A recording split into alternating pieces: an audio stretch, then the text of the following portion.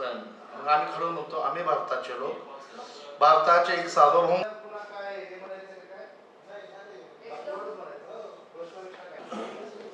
दोनच मिनिटात तरुण पाहुण्यांचं आगमन या ठिकाणी होत आहे.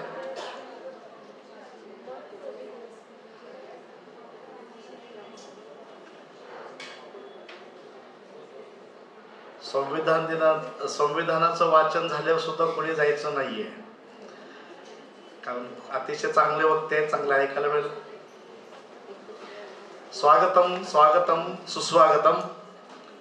आजच्या आपल्या कार्यक्रमाचे प्रमुख अतिथी आदरणीय उल्हासजी बापट सर, आमचे प्रमुख न्यायाधीश, सर्व इतर आदरणीय न्यायाधीश यांचं या ठिकाणी स्वागत करतो आणि त्यांना विनंती करतो की त्यांनी मंचावरती आगमन करावं.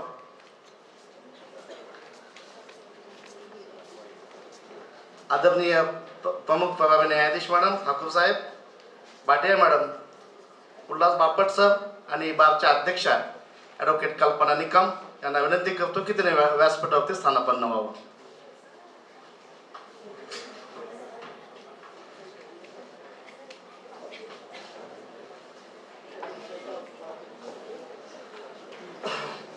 उपस्थित सर्व वकील बंधू भगिनी, सर्व कर्मचारी वर्ग, सर्व समुपदेशक, सर्व committee, the Pune family court law असोसिएशनच्या वतीनं सर्वांचं मनपूर्वक या ठिकाणी हार्दिक स्वागत.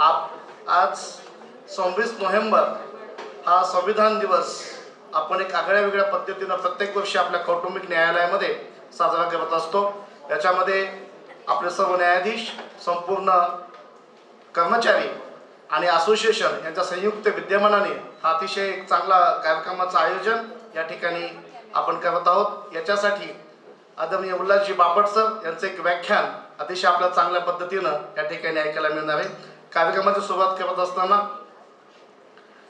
ज्यांच्यामुळे आपलं हे संविधान मिळालं असे आपले परमपूज्य भारतरत्न डॉक्टर बाबासाहेब आंबेडकर यांनी हे संविधान जे पूर्ण केलं आणि त्याची अनुभूती आज आपण सर्वजण घेत आहोत.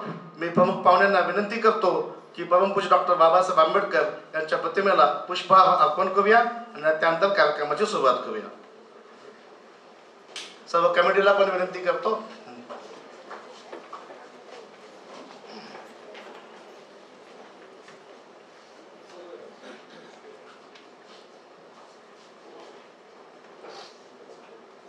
पुलिस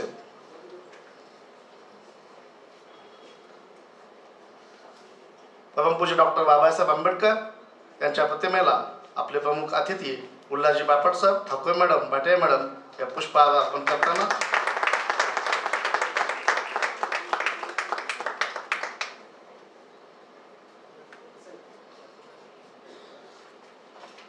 ज्यांचा कायदा आपण शिकतो, ज्याच्यामुळे कायद्याचा अभ्यास आपण करतो, असे आपण सर्वजण कायद्याचे अभ्यासक विद्यार्थी या ठिकाणी उपस्थित आहोत.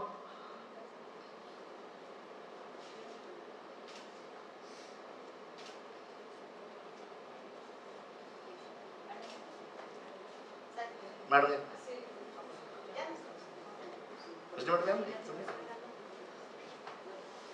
रजनी लोखंडे मॅडम यांनाही विनंती करतो की त्यांनी पुष्प अर्पण करावेत. तसंच कर्मचाऱ्यांच्या वतीनं जोशी मॅडम यांनाही विनंती करतो इकडे यायचंय. आपल्या वकील संघटनेच्या अध्यक्षा ॲडव्होकेट कल्पना निकम मॅडम, सर्व कमिटी, आपल्या आदरणीय ठाकूर मॅडम, सर्व न्यायाधीश, तसेच प्रमुख अतिथी, सर्व कर्मचारी वृंद, त्यांच्या वतीनं रजिस्ट्रार मॅडम,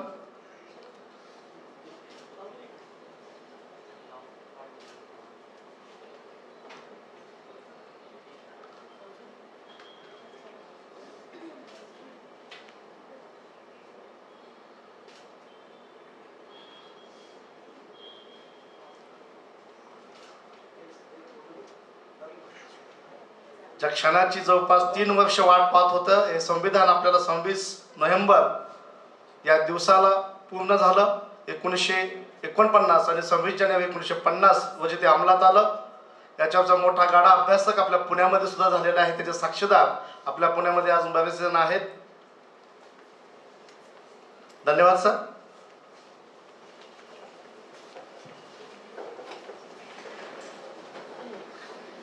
या ठिकाणी आपल्याला बापट सरांना खूप जास्त वेळ द्यायचा आहे कार्यक्रमासाठी, पण कार्यक्रमाचा आपलं स्वरूप असतं त्यामुळे स्वागत समारंभ अतिथी देवो भव असं आपण म्हणतो, त्यामुळे अतिथींचं आणि प्रमुख पाहुण्यांचं स्वागत या ठिकाणी होणं अतिशय आवश्यक आहे. त्याच्यामुळे अधिक वेळ न घेता माननीय न्यायाधीश ठाकूर साहेब यांचं स्वागत आपल्या बारच्या उपाध्यक्ष ॲडव्होकेट स्मिता देशपांडे यांना विनंती करतो की त्यांनी मॅडमचं स्वागत करावं.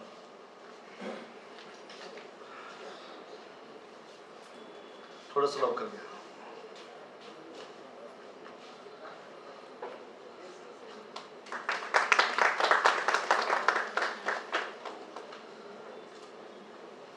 आदरणीय भाटिया मॅडम यांचं स्वागत करण्यासाठी मी ॲडव्होकेट कोमल देशमुख आपले सेक्रेटरी यांना विनंती करतो की त्यांनी आदरणीय भाटिया मॅडम यांचं स्वागत करावं.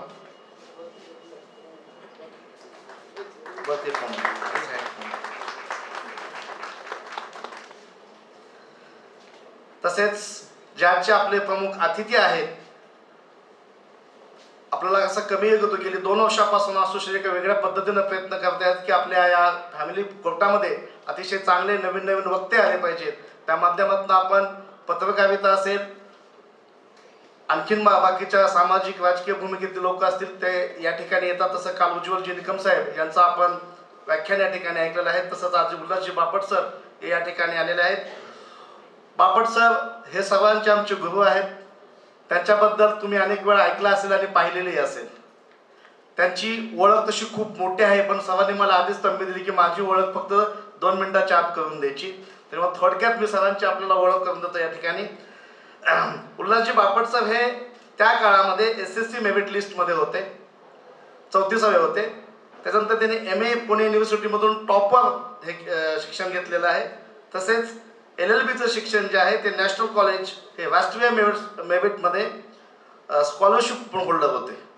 असा सरांचा या एक मोठा प्रवास शैक्षणिक याच्यामधला झालेला आहे. तसेच आदरणीय सर हे Cambridge academy of English, Oxford, Wimbledon school of English याच्यामध्ये ऑनररी मेंबर म्हणून काम करत आहेत. तसेच सरांनी एक प्रोफेसर म्हणून एक वेगळा ठसा या पुण्यामध्ये उमटवलेला आहे.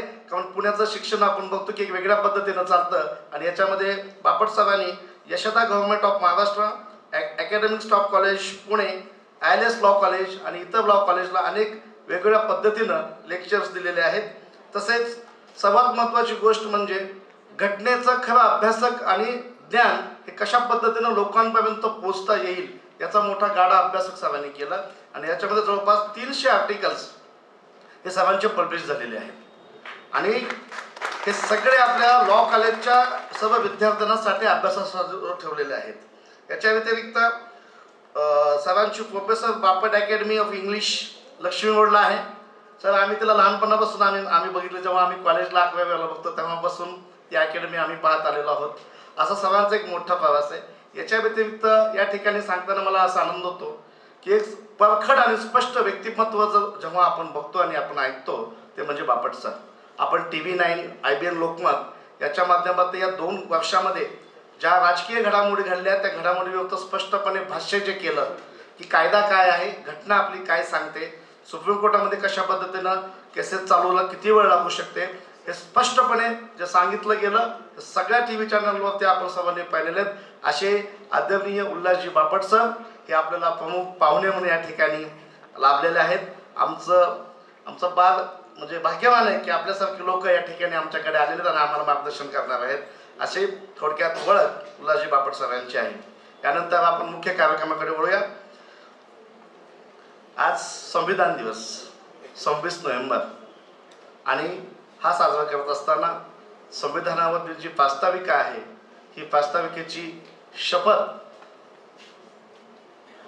शपथ आपण घेत असतो आणि ही शपथ घेण्याच्या अगोदर सर्वांनी ते जे आपलं संविधानाचे हे उद्देशिका आहे ते सर्वांना द्यायचे आणि सगळ्यांच्या बाबतीत एक परखड मत मी मगाशी सांगत होतो, हे परखड मत आपल्याला छान पद्धतीनं मिळणार आहे. म्हणून मी सर्वांचा स्वागत करायच्या ऐवजी आम्ही असं ठरवलं की आमचा सत्कार करू. कारण आमच्या बारचं एक वैशिष्ट्य आहे की अतिथींना एक वेगळ्या पद्धतीनं, म्हणून मी बारच्या आपल्या अध्यक्षा कल्पना निकम मॅडम यांना विनंती करतो की बापट साहेबांचा सत्कार त्यांनी बारच्या वतीनं, आपल्या सर्व वकिलांच्या वतीनं, सर्व कर्मचारी यांच्या वतीनं करावा.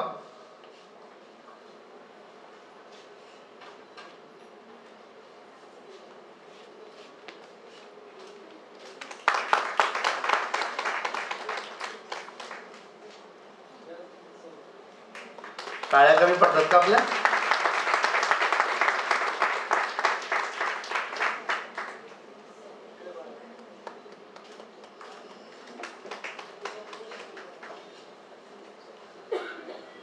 तसंच व्यासपीठावर आपल्या धडाडीच्या अध्यक्ष ॲडव्होकेट कल्पनाताई निकम यांचं स्वागत प्रथमेश मोहिते यांनी करावं.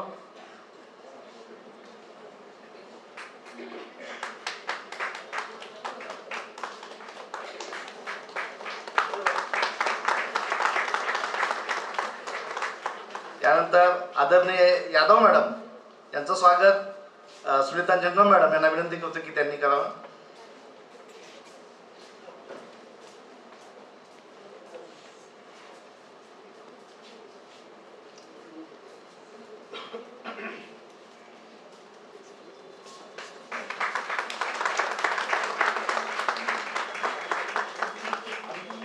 आदरणीय गुले साहेब यांचं स्वागत रजनी लोखंडे मॅडम यांना विनंती करतो की त्यांचं स्वागत करायचं.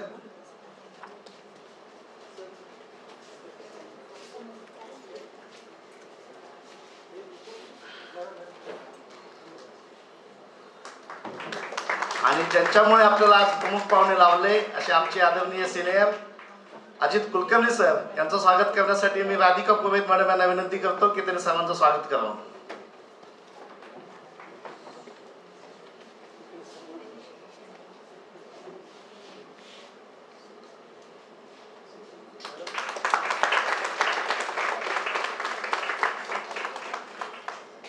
सगळ्यांना उद्देशिका मिळालेली आहे मागेपर्यंत सर्वांना ही पूर्ण ओके. त्यानंतर मी आपल्या बारच्या सदस्य ॲडव्होकेट आदरणीय प्रमोदिनी जयवंत कांबळे मॅडम यांना विनंती करतो की त्यांनी व्यासपीठावरती यावं आणि सर्वांना आपल्या या संविधानाची शपथ द्यावी. सर्वांनी उभं राहून.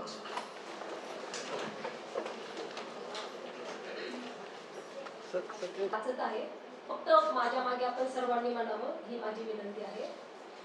आम्ही भारताचे लोक भारताचे एक सार्वभौम समाजवादी धर्मनिरपेक्ष लोकशाही गणराज्य घडवण्याचा व त्याच्या सर्व नागरिकास सामाजिक आर्थिक व राजनैतिक न्याय विचार अभिव्यक्ती विश्वास श्रद्धा व उपासना यांचे स्वातंत्र्य दर्जाची व संधीची समानता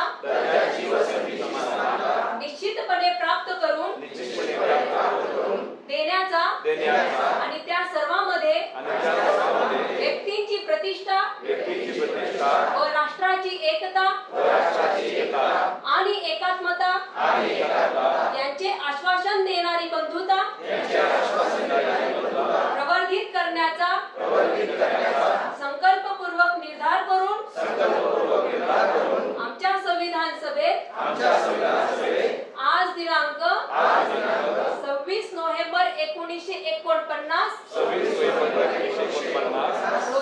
रोजी याद्वारे हे संविधान अंगीकृत आणि अधिनियमित करून स्वतःप्रत अर्पण करीत आहोत. जय भारत जय संविधान. जय भारत जय संविधान. आदरणीय ॲडव्होकेट कल्पना निकम यांना विनंती करतो की त्यांचं पास्तक व्यक्त करावं.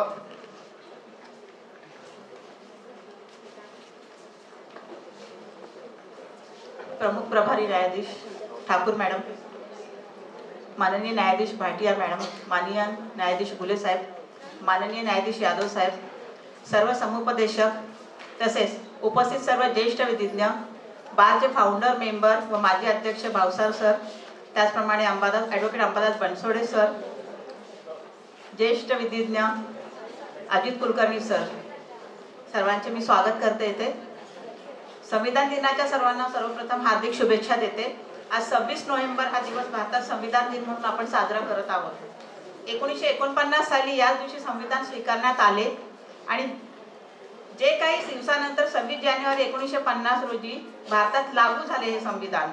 संविधान स्वीकारल्याच्या स्मरणार्थ दरवर्षी देशात आपण 26 नोव्हेंबर हा दिवस साजरा करतो. 26 नोव्हेंबर हा दिवस देशात राष्ट्रीय कायदा दिन म्हणूनही ओळखला जातो आणि म्हणूनच या दिनाचा एक विशेष म्हणून आम्ही आमचे माननीय न्यायाधीश सर्व न्यायाधीश त्यांचा आवर्जून आमचा एक छोटं फूल न फुलाची पाकळी म्हणून कायदा दिनानिमित्त सत्कार केलेला आहे. संविधान दिनाचा उद्देश नागरिकांमध्ये संवैधानिक मूल्याबद्दल आदराची भावना वाढवणे, कायद्याची माहिती होणे याकरिता आहे. आजचे संविधान आपल्या देशातील 145 करोड जी आपली लोकसंख्या आहे आपल्या भारतातील, त्या देशाच्या रूपात संविधानानुसार सर्वोच्च न्यायालय, उच्च न्यायालय, त्याप्रमाणे विधिमंडळ, संसद, मुख्यमंत्री यासह सर्वजण याचा अंगीकार करत आहेत. या संविधानानुसार आपल्याला पूर्ण स्वातंत्र्य आणि समानतेचे जीवन जगण्याचा देखील अधिकार आपल्याला आपल्या संविधानाने दिलेला आहे. प्रत्येक भारतीयांसाठी हा अभिमानाचा दिवस आहे असं मी मानते. जवाहरलाल नेहरू, डॉक्टर राजेंद्र प्रसाद, डॉक्टर आंबेडकर, सरदार वल्लभभाई पटेल, श्यामाप्रसाद, मौलाना अब्दुल कलाम आझाद या संविधान सभेचे प्रमुख सदस्य होते. संविधान मसुदा समितीचे जे अध्यक्ष होते ते माननीय डॉक्टर बाबासाहेब आंबेडकर होते. म्हणूनच त्यांना संविधानाचे जनक म्हणून आपण ओळखतो. 2015 साल हे खास होते कारण त्या दिवशी डॉक्टर बाबासाहेब आंबेडकर यांची 125वी जयंती होती आणि त्या म्हणूनच हा दिवस आपण खास साजरा करतो. पुन्हा एकदा मी संविधान दिनानिमित्त सर्वांना शुभेच्छा देते आणि माझे 2 शब्द संपवते. जय हिंद, जय महाराष्ट्र. धन्यवाद अध्यक्ष मॅडम. आता आपण मुख्य ज्याच्यासाठी आपण इतका वेळ वाट पाहत आहोत, जे आपल्याला चांगल्या पद्धतीने श्रवण करायचं आहे, ते आमचे सर्व मगाशी मी थोडक्यात ओळख करून दिली आहे. आपले आदरणीय उल्हासजी बापट सर, मी यांना विनंती करतो की त्यांनी आपलं मार्गदर्शन आम्हाला घटनेच्या मार्गदर्शन करावं.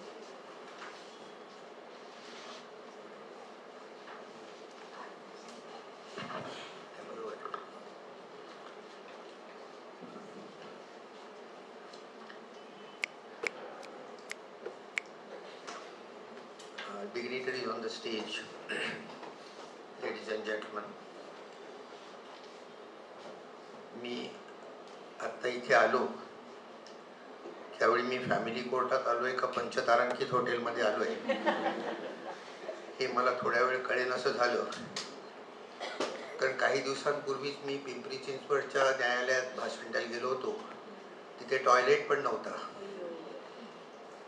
त्यामुळे इथे आल्यावर मला फार गैरवरून आलाय.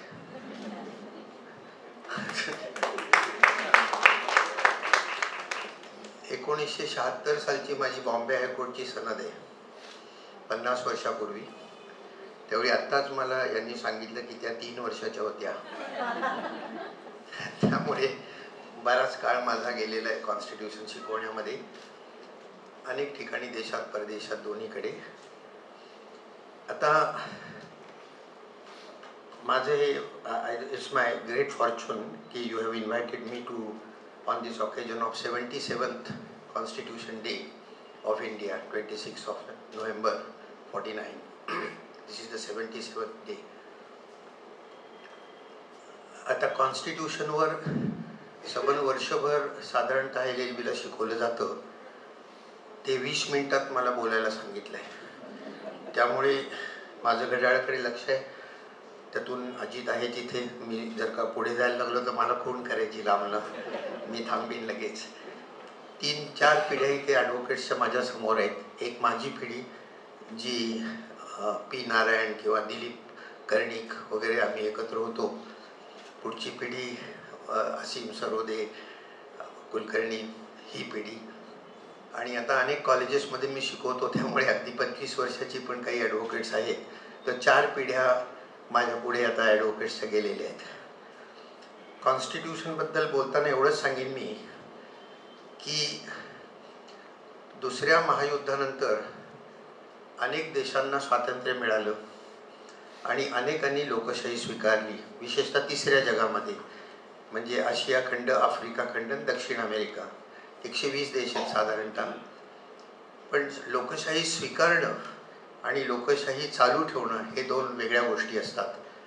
त्यामुळे बहुसंख्य देशांमध्ये डिक्टेटरशिप आली, वन पार्टी सिस्टीम आली, मिलिटरी रूल आला. रुपर्ट इमर्सन नावाचा एक फार मोठा पॉलिटिकल सायंटिस्ट आहे अमेरिकेतला, त्यांनी असं लिहिलं आहे, इरोजन ऑफ डेमोक्रेसी असं त्या लेखाचं वर्णन आहे की success of democracy is an exception and failure of democracy is the rule. त्याप्रमाणे जवळजवळ या 120 देशांपैकी 118 देशांमध्ये लोकशाही टिकू शकली नाही. आणि त्यांनी असं लिहिलं आहे की India is the only country wear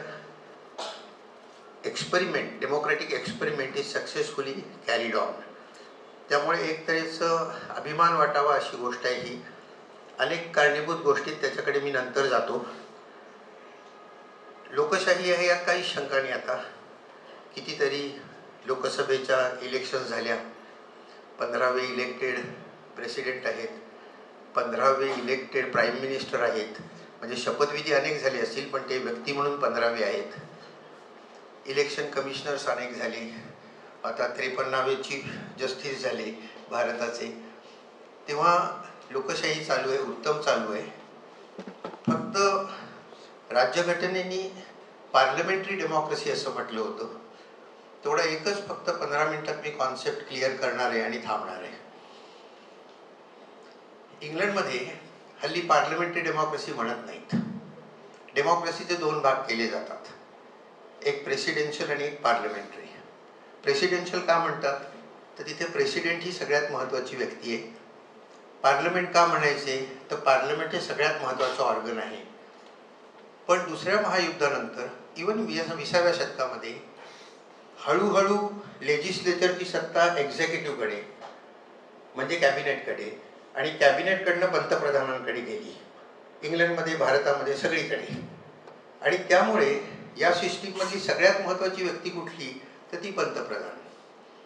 त्यामुळे इंग्लंडमध्ये हल्ली एका बाजूला प्रेसिडेन्शियल सिस्टीम आणि दुसऱ्या बाजूला प्राईम मिनिस्टेरियल सिस्टीम म्हणतात, पार्लमेंटरी सिस्टीम म्हणत नाहीत. आता मी जेव्हा असं म्हणतोय की prime minister is the most important single person under this system, आता ते एकेकाळी का होईना पण ॲडव्होकेट होतो त्यामुळे सिद्ध करायला पाहिजे. सोपी मार्ग वापरू आपण पंतप्रधानांची तुलना इतर लोकांशी करू म्हणजे आपल्याला उत्तर मिळेल. सुरुवात करूया. पहिली तुलना आपण पंतप्रधानांची राष्ट्रपतींशी करूया. 74वा कलम काय सांगतं?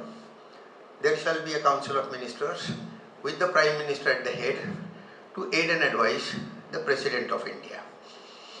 राजेंद्र प्रसाद घटना समितीचे मुख्य होते, तेच पुढे अध्यक्ष झाले. त्यांना ज्यावेळी घटना लिहिली त्यावेळी हे मान्य होतं, परंतु स्वतःच जेव्हा प्रेसिडेंट झाले त्यावेळी पंडित नेहरूंबरोबर त्यांचे काही हिंदू कोड बिलवर वगैरे वाद चालू झाले. तेव्हा ते म्हणाले की तुमचा सल्ला माझ्यावर बंधनकारक नाही आहे, पुन्हा वाचा, घटना वाचा. There shall be a council of ministers with the prime minister at the head to aid and advise the president. तो ॲडवाइस बंधनकारक आहे असं कुठेच लिहिलेलं नाही आहे. मोठा कॉन्स्टिट्युशनल क्रायसिस झाला. So it was referred to the attorney general of India. आणि अटर्नी जनरलने असं सांगितलं की आपण इंग्लंडमधनं वेस्टमिनिस्टर मॉडेल हे घेतलं आहे, जिथे पंतप्रधानांचा सल्ला हा राजावर बंधनकारक असतो, तसाच इथे सुद्धा पंतप्रधानांचा सल्ला हा प्रेसिडेंटवर बंधनकारक आहे. राजेंद्र प्रसादांनी ते ॲक्सेप्ट केलं. त्यावेळचे राजकीय नेते कायदेतज्ञांचं ऐकत असत. जुनी गोष्ट आहे. पण मग इंदिरा गांधी आल्या. त्यामुळे छे असं कोणीतरी अटर्नी जनरल म्हणतो याच्यावर माझा विश्वास नाही, घटना दुरुस्ती करा. घटना दुरुस्ती केली आणि एक वाक्य फक्त घातलं की ही शॅल ॲक्ट अकॉर्डिंगली. जे काय सांगितलं त्याप्रमाणे वागायचं. मग जनता सरकार आलं. त्यांना फारच दया आली प्रेसिडेंटची, म्हणाले फारच अन्याय होतोय. मग त्यांनी आणखी एक घटना दुरुस्ती केली की हे एकदा परत पाठवता येईल हा सल्ला, पण तोच पुन्हा दिला तर बंधनकारक राहील. याचा अर्थ काय झाला की in ultimate analysis what ever the prime minister says is binding on the president of India. आणि तसं केलं नाही तर ते घटनेचं उल्लंघन होईल. 61व्या क्रमांकाखाली महाभियोग होऊ शकतो या कारणास्तव. आणि पुढचे सगळेच प्रेसिडेंट पहिल्यापासूनच आता आणीबाणी सही करायची. फखरुद्दीन अली अहमदने डोळे मिटून सही केली इंदिरा गांधींच्या आणीबाणीवर. किंवा आत्ता पार्लमेंटची नवीन बिल्डिंग जी तयार झाली, एक बारीकशी गोष्ट सांगतो. I do not belong to any political party. गैरसमज करून घेऊ नका. My only loyalty is to the constitution of India and to the democracy of India. बाकी पक्षांशी माझा काही संबंध नाही. पार्लमेंटची बिल्डिंग जेव्हा बांधली नवीन, पार्लमेंटची व्याख्या काय केली आहे? पार्लमेंट घटनेमध्ये 79 कलम घटनेमध्ये parliament consist of president, Rajya Sabha आणि लोकसभा. म्हणजे प्रेसिडेंट हा पार्लमेंटचा भाग आहे, मुख्य आहे. पार्लमेंटच्या बिल्डिंगचं उद्घाटन केलं तेव्हा प्रेसिडेंटलाच बोलवलं नव्हतं, पंतप्रधानांनीच केली पूजा बिजा सगळी. पंतप्रधानांचं वाढतं महत्त्व बघा. प्रेसिडेंट टाकला बाजूला त्यांनी सहज. व्यक्तीबद्दल बोलत नाही आहे मी, पोस्टबद्दल बोलतो आहे. आता पंतप्रधान आणि त्यांचे मंत्री यांची तुलना करा. Ministers are appointed by the president on the advice of the prime minister. किती वेळ राहणार? During the pleasure of the president means pleasure of the prime minister.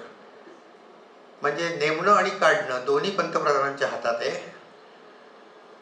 किंबहुना पंतप्रधान नेहमी असं बघतात की कोणी फार शहाणपणा करत नाही आहे ना आजूबाजूचा, कॉम्पिटिटर तर होणार नाही ना, त्याला जागा दाखवली जाते.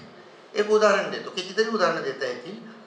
माझ्या काळात एक वसंत साठे नावाचे मिनिस्टर होते, ब्रॉडकास्टिंग मिनिस्टर होते. तर ते एकसारखे तेवढी रंगीत टी व्ही आला भारतात. ते काय म्हणायचे? I brought colour T V two India. त्यांनी काय म्हणायला पाहिजे होतं?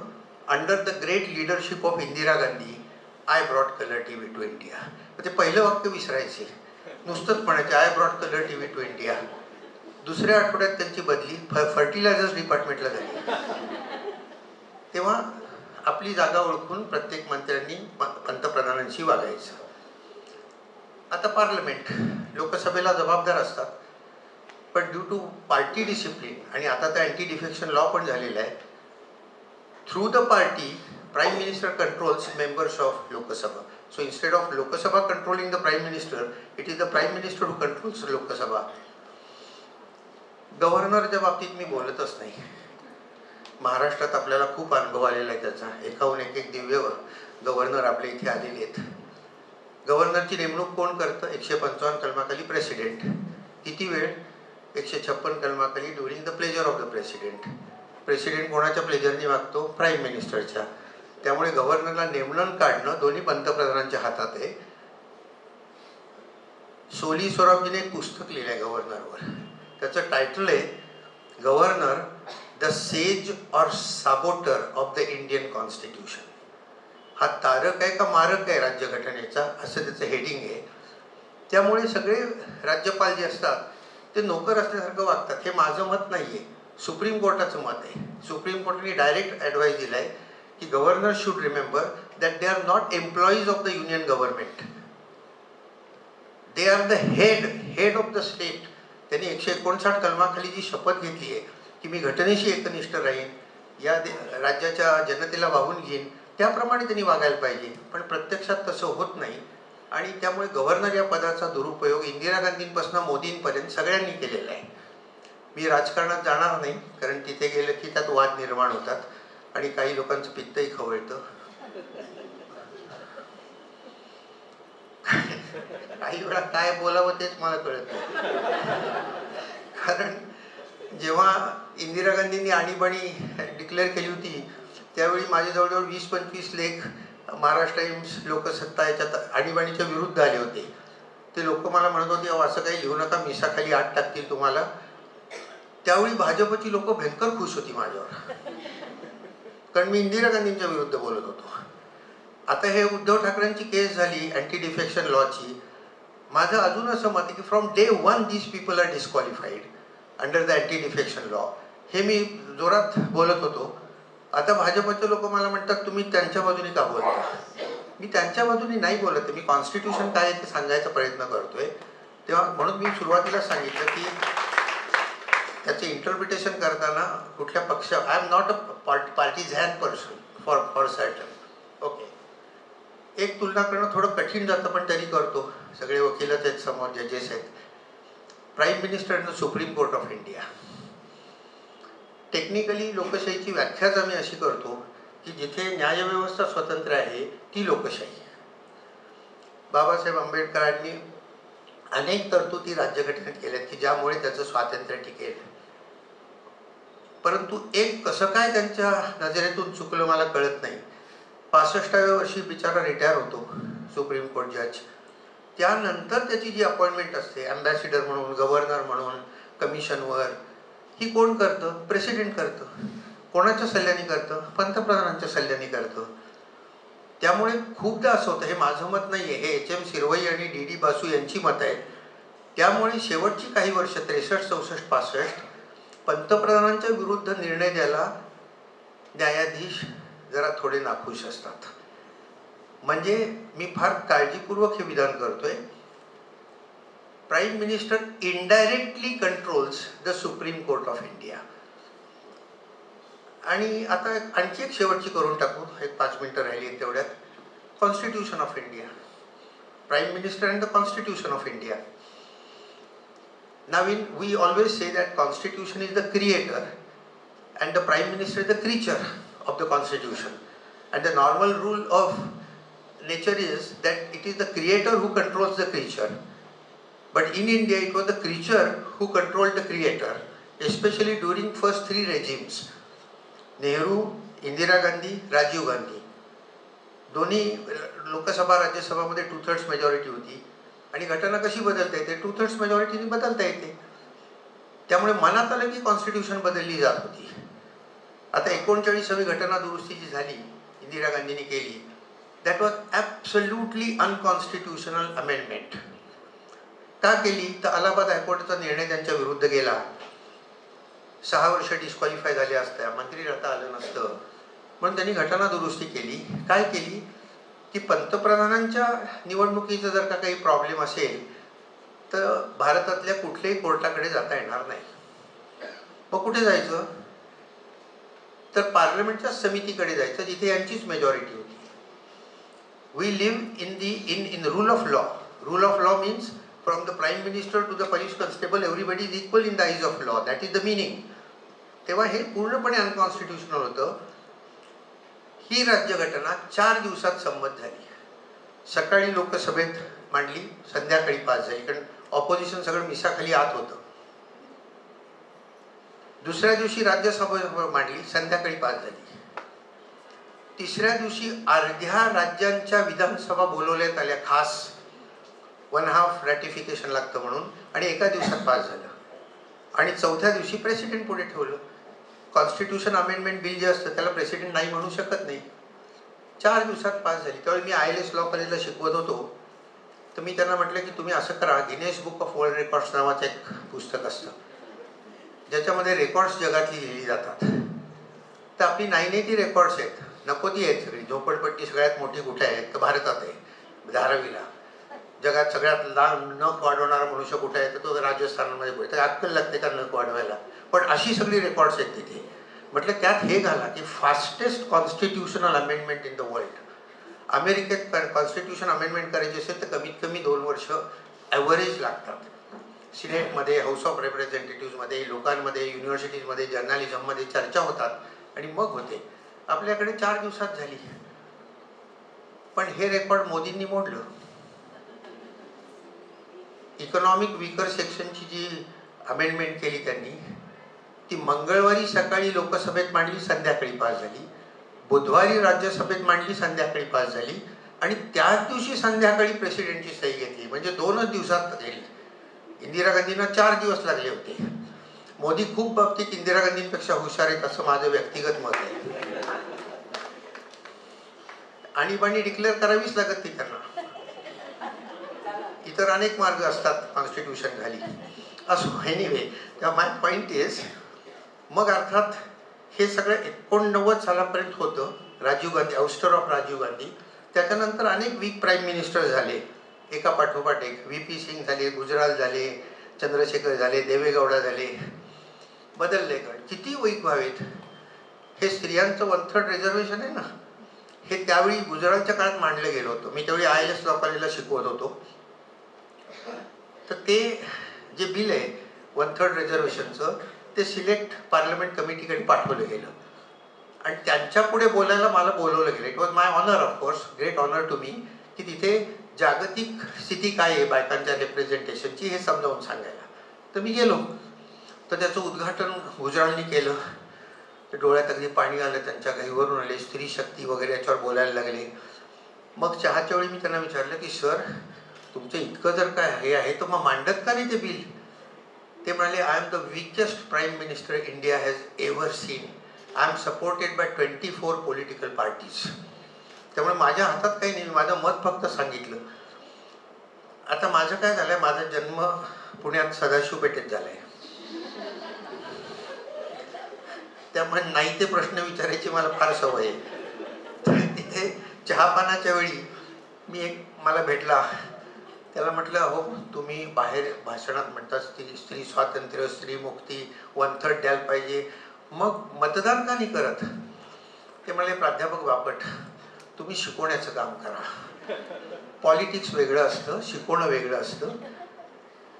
ते म्हणाले, आता किती? म्हटलं मला समजावून सांगा ना. मला काय तेवढं डोकं दिलंय मला, तेव्हा तुम्ही समजावून सांगितलं तर कळेल. ते म्हणाले, आत्ता किती बायका आहेत लोकसभेत? म्हटलं 36. माझं तोंडपाठ सगळं प्राध्यापक असल्यामुळे. म्हटलं 36. ते म्हणाले, रिझर्वेशन झालं तर किती होतील? म्हटलं 180. किती वाढतील म्हणाले? म्हटलं 144. मग 144 बायका जर का वाढल्या तर पुरुष किती कमी होतील? म्हटलं 144. मग म्हणाले, who would sign one's own death warrant?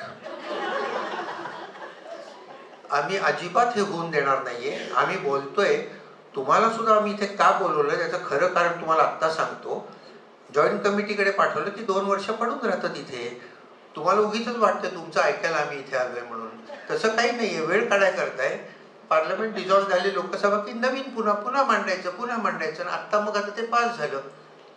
गमत बघा, आमच्या आजूबाजूच्या मुली सगळ्या घरच्यावर खुश झाल्या, आता 1/3 रिझर्वेशन. म्हटलं थांबा, मोदींनी दिलंय, नीट अर्थ समजावून घ्या त्याचा.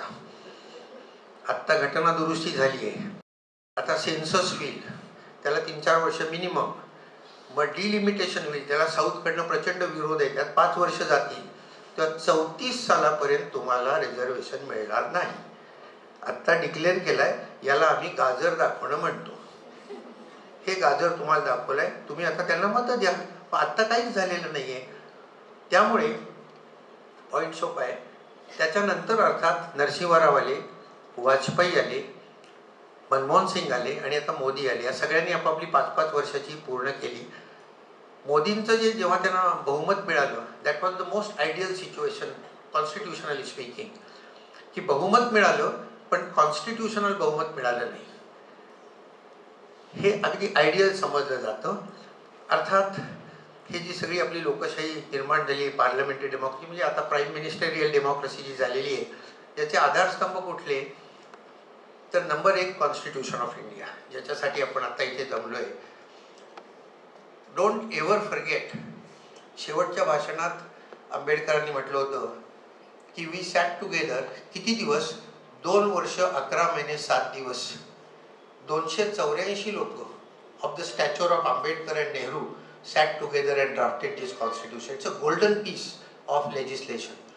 आता ते आपण किती चांगलं वापरतो हा आपल्यावर अवलंबून आहे. घटना अत्यंत उत्तम आहे, तेव्हा पहिलं श्रेय घटनेला द्यावं लागेल. दुसरं, खूप जणांना पटणार नाही माझं विधान, पण पंडित नेहरूंना द्यावं लागेल.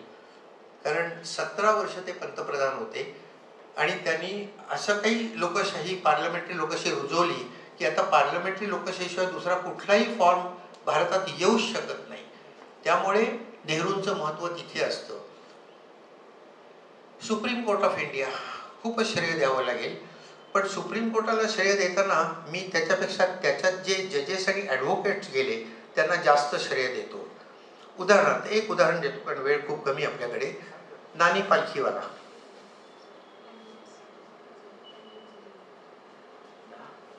खूप दिली आहे मला. मी 2 मिनिटं समजत होतो.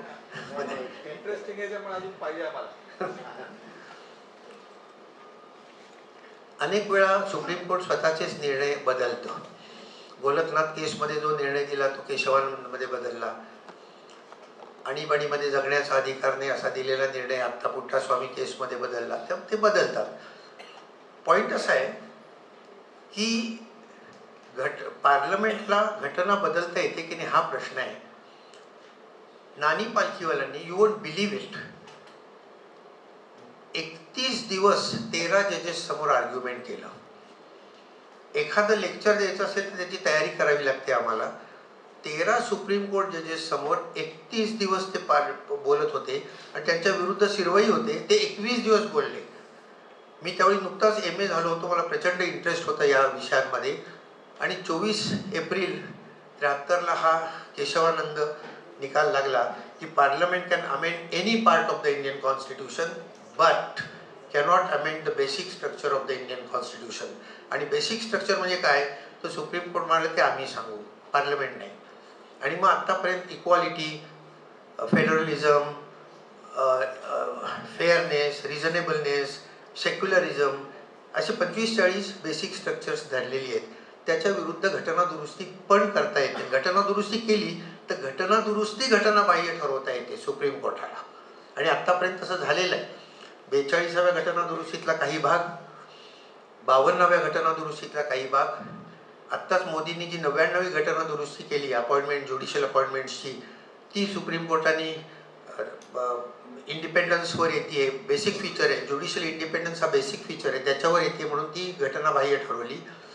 तेव्हा उद्या जर का कोणी म्हणाले की भारत हे हिंदू राज्य करायचं तर करता येणार नाही. कारण अनेक केसेसमध्ये सुप्रीम कोर्टाने सांगितलं की secularism is the basic feature of the Indian constitution from day one. खूप अपप्रचार केला जातो की प्रिॲम्बलमध्ये ते 76 साली 42व्या घटनादुरुस्तीने घातलं सेक्युलर शब्द म्हणून सेक्युलर झालं. अजिबात नाही. फ्रॉम डे वन जात, धर्म, लिंग, भेद कशाचाही सगळ्यांना वोटिंग अधिकार आहे, सगळ्यांना रिलिजियस अधिकार आहे, पहिल्या दिवशीपासून दिलेले ते. So India is a secular state from day one and it cannot be changed. असं करत मीडिया, याच्या पुढचं हे म्हणजे मीडिया. आता काही बारीकसं झालं, 1800 कोटीचं कोणी काही केलं समजा, नाव नाही घेतलं मी कोणाचं, तर ते लगेच आपल्या समोर येतं. नाही तर पूर्वी हे काही कळायचं नाही.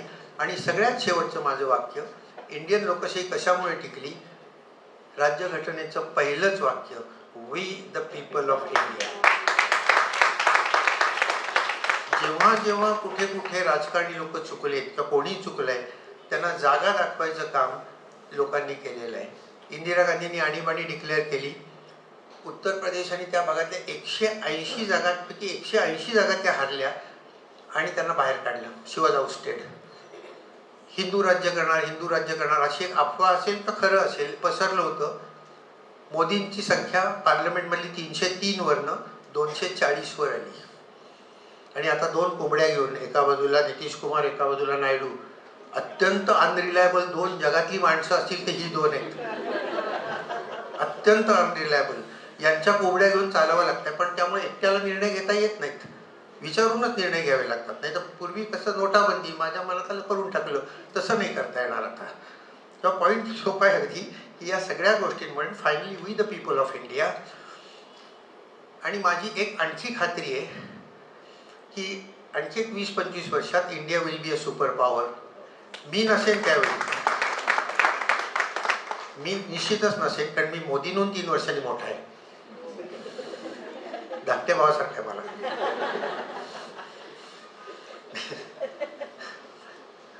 त्यामुळे मी नसेन ना अजून 20 वर्षांनी, पण तुम्ही निश्चित असाल. एकच वाक्य सांगतो. आंबेडकर या विषयाशी बोलते म्हणून आंबेडकरांना शेवट आणलंय. त्यांनी सांगितलं भारताच्या लोकशाहीला 3 धोके आहेत. एक करप्शन. किती खरं आहे बघा, हे 49 साली ते बोललेले आहेत आणि आज बघा ते किती खरं आहे. पहिला धोका आहे करप्शन. दुसरा धोका आहे ट्रेचरी. आणि तिसरा धोका आहे हिरो वर्शिप, व्यक्तिपूजा. नेहरू नेहरू नेहरू नेहरू, इंदिरा गांधी इंदिरा गांधी इंदिरा गांधी इंदिरा गांधी, मोदी मोदी मोदी मोदी. चूक करूच शकत नाहीत हे. असं करू नका. व्यक्तीमुळे संस्था बर्बाद होतात. आणि त्यांनी जे उदाहरण दिलं ते वाक्य त्यांनी आता JS मिलवरनं घेतलं होतं. त्यांनी असं म्हटलं, a man cannot be grateful at the cost of his honour. A woman cannot be grateful at the cost of her चॅस्टिटी.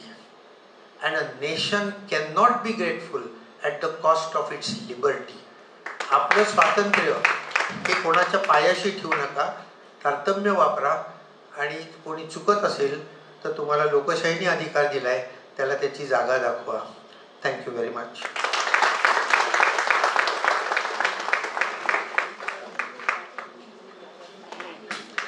धन्यवाद सर. अतिशय परखड शब्दामध्ये सर्वांनी आपलं मत या ठिकाणी मांडलेलं आहे. सर्वांच्या या बोलण्यातून एक वाक्य मला आठवलं, कारण ते वाक्य सांगणं मला आवश्यक या ठिकाणी वाटतं.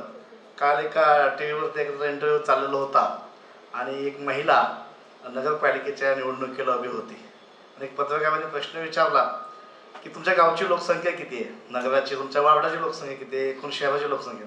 ते म्हणे यांना माहिती आहे, यांना माहिती नाही, मिस्टरांना माहिती आहे. तुम्ही तुमच्या भागांमधून किती सर्वसाधारण गट आहे, कुठला गट आहे ते पण यांना माहिती आहे, त्याचं बजेट किती आहे ते पण यांना माहिती आहे. म्हणजे त्या एका स्त्रीला फक्त नावाला वापरलं जात होतं, माहिती अशी काही होत नव्हती. याच्यावर मला आठवलं. पण मला सांगायचा उद्देश हा होता की आपल्या या घटनेमुळं आपल्याला एवढे मोठे फायदे झाले, महिलांना आरक्षण मिळालं, किंवा महिला मोठ्या प्रमाणामध्ये पुढं आल्या. आमच्या कोर्टामध्ये एवढं आरक्षण महिलांना आलं, आमची संपूर्ण कमिटी महिलांची झाली. त्याच्यानंतर आता जी आपली कमिटी आहे ह्याच्यामध्ये आमच्या 11 पैकी 7 महिलाच आहेत. तर महिलांचं प्रमाणे आमच्या कौटुंबिक न्यायालयामध्ये आमच्या ह्या कुटुंबामध्ये अतिशय चांगल्या पद्धतीने आहे आणि त्याचा मूळ गाभा जो आहे हा गाभा ह्या घटनेचा गाभा आहे. म्हणून आपण म्हणतो की कायदा हा घटनेचा गाभा आहे, कायदा हा घटनेचा आत्मा आहे. आपण म्हणून आपल्याकडं आज न्यायाधीश सुद्धा, प्रभावी न्यायाधीश आहेत त्या आपल्या महिलाच आहेत. आणि त्याच्यानंतर आपल्या भाटे मॅडम सुद्धा स्टेजवरती आहेत आणि त्यांनी आवर्जून इच्छा व्यक्त केली की आज मला संविधानावरती बोलायचं आहे. कमिटीच्या विनंतीला त्यांनी मान दिला आणि म्हणून ते महिलांचं उदाहरण मला आठवलं. मी आदरणीय भाटे मॅडम यांना विनंती करतो की त्यांनी आपलं मनोगत या ठिकाणी व्यक्त करावं.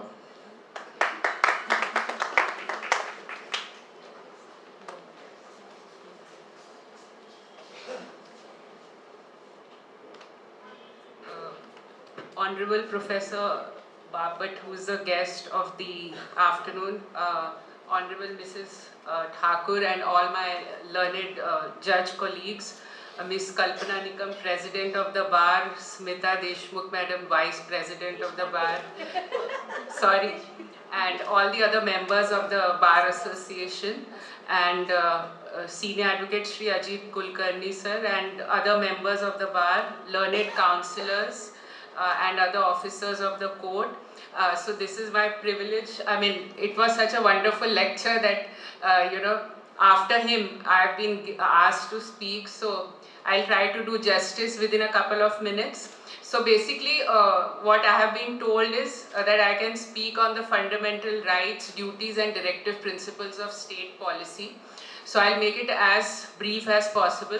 So, as you all know, and as sir has also said, that the constitution was drafted after a lot of deliberation, and constitution of various nations was studied to actually draft the Indian constitution, and the best parts of all the constitutions of the world were considered and then incorporated into the Indian constitution, and therefore our constitution is the lengthiest in the world. So having said that, as we all know, part 3 of the constitution talks about fundamental rights. Okay, so what is the difference between fundamental rights and other rights? Is that fundamental rights are those rights which are guaranteed by the state. Okay, so nobody can violate them, and if they are violated, the citizens have a grievance redressal mechanism by virtue of filing a writ, so that the rights are guaranteed. Now there are various rights, fundamental rights, which you all must be aware of: right to equality, liberty, right against discrimination on the basis of caste, creed, color, sex, and right of minorities, educational minorities, etc., etc., etc. But here I would only focus on 2 rights. One is the right to equality and one is the right to life and liberty. So when we are talking of right to equality, what do we mean? By right to equality, we mean that all other circumstances being equal, every citizen of the country would be treated equally. Okay, so that is one aspect.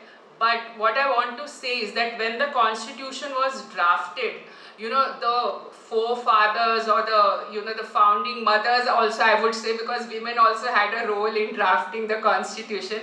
So they could not envision each and every situation which would arise in the future.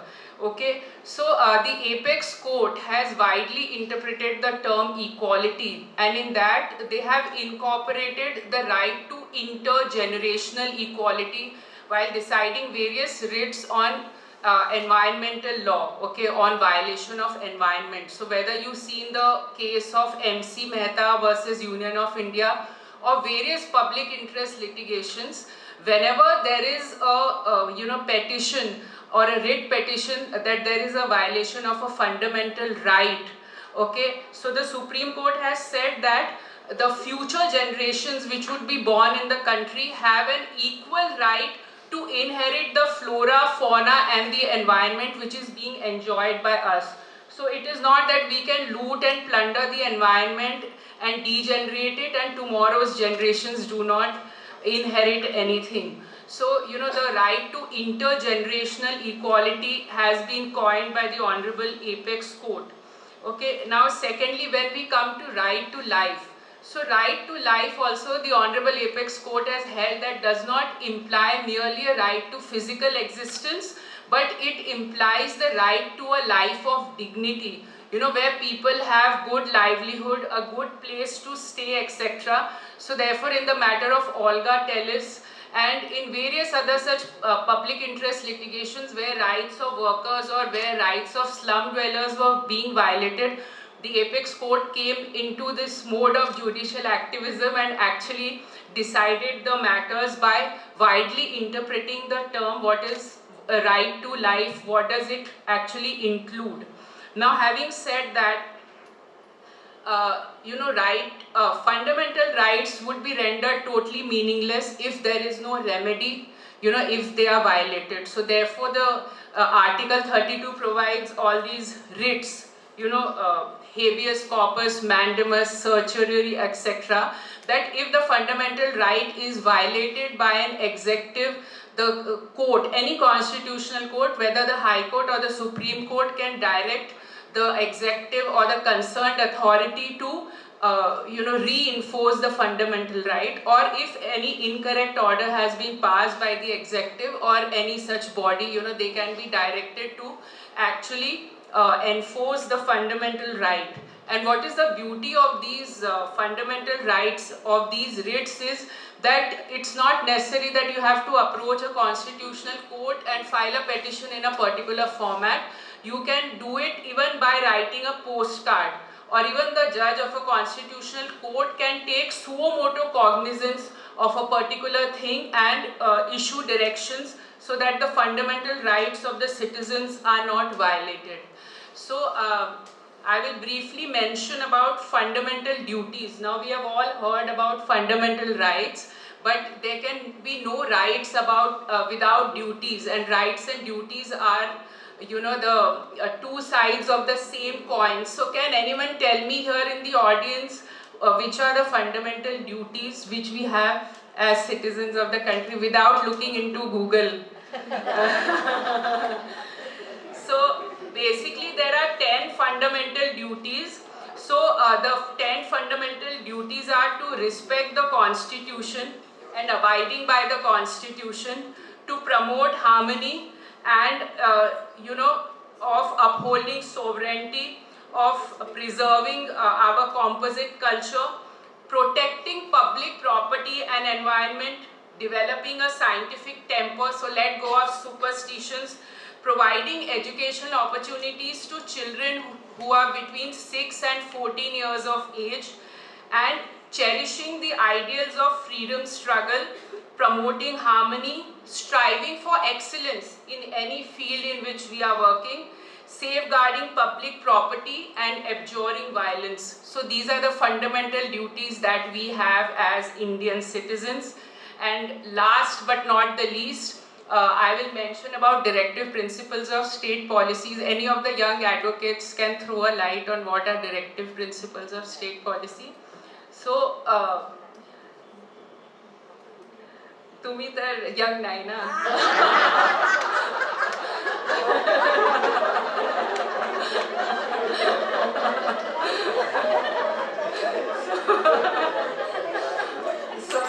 No, I mean he's a senior advocate. So therefore, so basically directive principles of state policy are those principles. See, when India attained independence, so India was facing a lot of issues and struggles like poverty and illiteracy, etc. And the government could not have guaranteed each and everything to the citizens. So therefore, there is a separate article called Directive Principles of State Policy, which the government would strive to achieve, which they would try to achieve, but they are not guaranteeing it or they cannot promise it. So some of these directive principles are like equal pay for equal work, looking after the health of women, and in fact, free legal aid is also covered by directive principle of state policy. That is Article 39A talks of legal justice and free legal aid. And what is Article 51? That also deals with, I think, our profession. Can someone tell me, please? Safeguards to weaker sections. Sorry? Safeguards to weaker sections. Weaker section. Safeguards to weaker sections. Yes. No, Article 51 is not that. Yeah, no, I'm getting it Article wrong. 47. Yeah, Article 50 is separation of executive from judiciary, and what we said is also right, safeguarding the weaker section of the societies and protecting the interests of minorities and scheduled castes and scheduled tribes, etc. So with this, I will close what I had to say. Thank you very much. Thank you.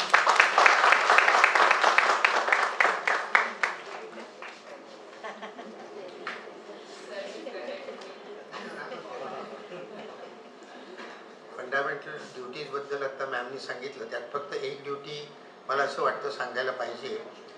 Renounce practices derogatory to the dignity of women. ज्या ज्या प्रथा परंपरा आपल्या देशात आहेत की ज्यांनी स्त्रीच्या प्रतिष्ठेला धोका पोचतो, त्या सगळ्या बंद झाल्या पाहिजेत. आमच्या घरात आता, माझ्या घरात भावाला राखी बांधत नाहीत, कारण रक्षण आता कोण कोणाचं करतं हा प्रॉब्लेम आहे. बहिणीला नोकरी असते, भावाला पॉकेट मनी मागावा लागतो तिच्याकडे. इथे मला निम्म्याहून जास्त मुली म्हणजे माझ्या वयाच्या मनाने मी मुली म्हणतोय तुम्हाला, मला निम्म्याहून जास्त मुली दिसत आहेत. So renounce practices derogatory to the dignity of women.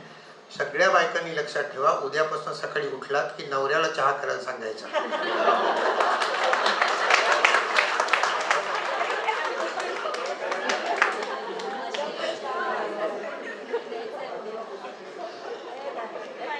हे बघा, यालाच म्हणतो आपण कौटुंबिक न्यायालय. कुटुंबातलं कसं एकदम आपले वक्ते बोलतायत त्याला आणखीन एक असं सांगतो, हे कौटुंबिक वातावरण आपल्या फॅमिली कोर्टामध्ये आपण निर्माण केलेलं आहे.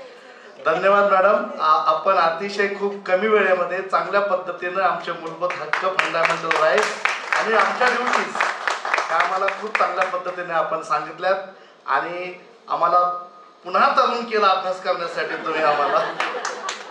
तर आपण त्या आदेशाचं आम्ही पालन करू आणि आम्ही नव्यानं चांगल्या पद्धतीने अजून अभ्यासाला लागू. यानंतर वेळेचं बंधन आहे, कोर्टात जायचं सगळ्यांना. आपले सर्व न्यायाधीश इथं आहेत. आपल्या प्रमुख न्यायाधीश ठाकूर मॅडम हे आपलं अध्यक्षीय भाषण या ठिकाणी देतील, मार्गदर्शन आम्हाला करतील आणि आपलं संविधान कायदा कशा पद्धतीने चांगल्या पद्धतीने वाचेल याच्यावरती अनमोल असं मार्गदर्शन. व्यासपीठावर उपस्थित असलेले आजचे प्रमुख वक्ते प्राध्यापक बापट सर, माझ्या सहकारी न्यायाधीश भाटिया मॅडम, तसेच घुले साहेब, यादव मॅडम, वकील संघाच्या अध्यक्षा ॲडव्होकेट कल्पना निकम, त्यांची सर्व कार्यकारिणी, मॅरेज काउन्सिलर आणि उपस्थित सर्व सन्माननीय विधिज्ञ. सर्वप्रथम मी आपणा सर्वांना संविधान दिनाच्या शुभेच्छा देते. त्याचबरोबर जगात सर्वात मोठ्या लोकशाहीचे जी लोकशाही आहे त्या देशाचे आपण नागरिक आहोत, त्याबद्दल आपल्या सर्वांचं अभिनंदन करते. सरांनी मगाशी बोलताना सांगितलं की लोकशाही स्वीकारणं आणि ती पुढं चालू ठेवणं या दोन बाबीवर ते बोलले. ह्याचा संबंध घेऊन मी पुढे सांगू इच्छिते की लोकशाही स्वीकारणं हे जितकं महत्त्वाचं आहे तितकंच महत्त्वाचं ती पुढे टिकवणं ही बाब आहे. मॅडमनी फंडामेंटल राईट्स अँड ड्युटीज सांगितले आपल्याला. आपण बहुतांशी वेळा आपल्या मूलभूत हक्कांविषयीच बोलतो. कुठंतरी आपली जी जबाबदारी आहे, जी ड्युटी आहे, त्याचा विसर आपल्याला पडतो. मला असं वाटतं की संविधान दिनानिमित्त आपण आपल्या जबाबदाऱ्या, आपले ड्युटीज काय आहेत या देशाप्रती, राष्ट्रप्रती, समाजाप्रती त्याची जाणीव करून घेणं खऱ्या अर्थानं संविधान दिवस साजरा करणं होईल, असं ह्या प्रसंगी मला सांगावंसं वाटतं. त्यानंतर मी असं म्हणेन, ह्या ड्युटीज आपल्याला का लक्षात ठेवायच्या किंवा त्याची जाणीव का करून घ्यायची आहे? आपल्याला हे स्वातंत्र्य सहजासहजी मिळालेलं नाहीये. अनेक लोकांचे बलिदान ह्यासाठी गेले. महत्प्रयासातून मिळालेलं हे स्वातंत्र्य जपणं ही तुमची, माझी, आपल्या सर्वांची, या भारत देशाच्या नागरिकांची जबाबदारी आहे. माझ्यावर काही बंधनं आहेत आणि वेळेची आचारसंहिता देखील आहे. त्याचं भान ठेवून मी ह्या प्रसंगी एवढं सांगू इच्छिते की आपण आज ह्या ठिकाणी संविधानाच्या उद्देशिकेचं वाचन केलं. त्यातील एक एक शब्द जर आपण वेगळा केला तर त्याचं आगळं वेगळं महत्त्व आपल्या लक्षात येतं.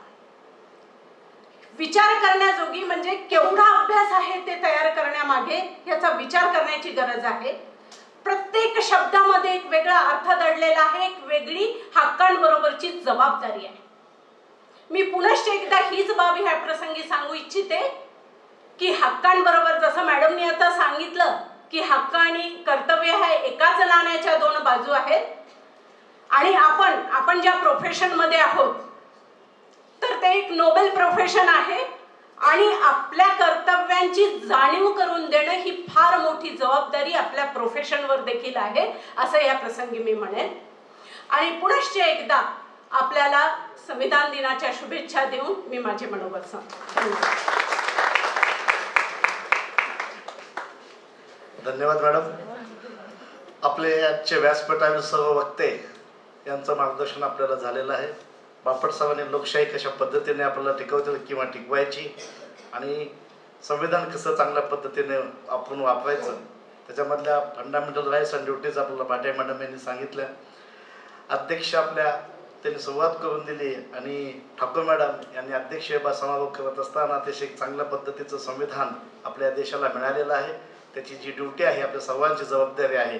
आज आपण सर्व वकील बांधव फक्त उद्देशिका वाचून असं करू नये की 26 नोव्हेंबर दिवस आला आणि आपण तो पाळला, तर उद्यापासून आपले एक कर्तव्य म्हणून आपणच आजपासून एक प्रण घेऊया आणि नव्याने आपलं संविधान कसं चांगल्या पद्धतीने टिकवता येईल याच्यासाठी आपण प्रयत्न करूया. कार्यक्रमाच्या शेवटाकडे वळत असताना मी आपल्या बाबच्या सेक्रेटरी कोमल देशमुख मॅडम यांना विनंती करतो की त्यांनी आभार प्रदर्शन घ्यायचंय आणि त्याच्यानंतर आपलं राष्ट्रगीत होईल आणि त्याच्यानंतर कार्यक्रमाचा समारोप होईल. धन्यवाद. धन्यवाद सर.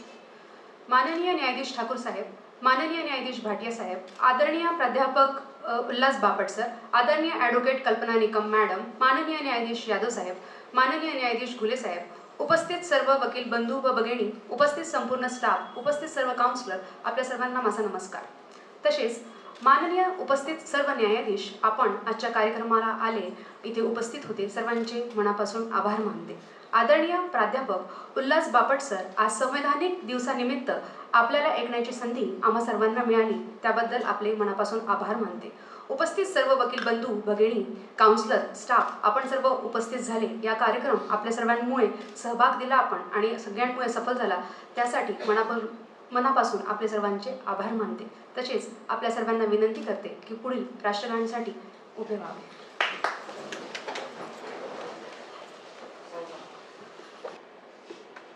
सर सावधान.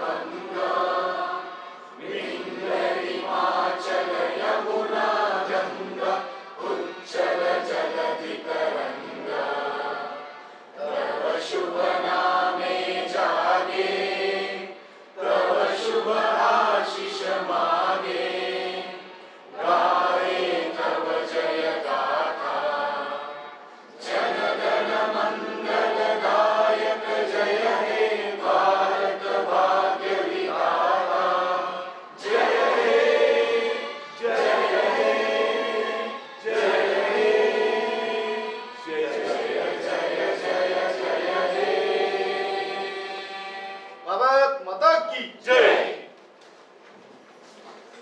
धन्यवाद. त्यानंतर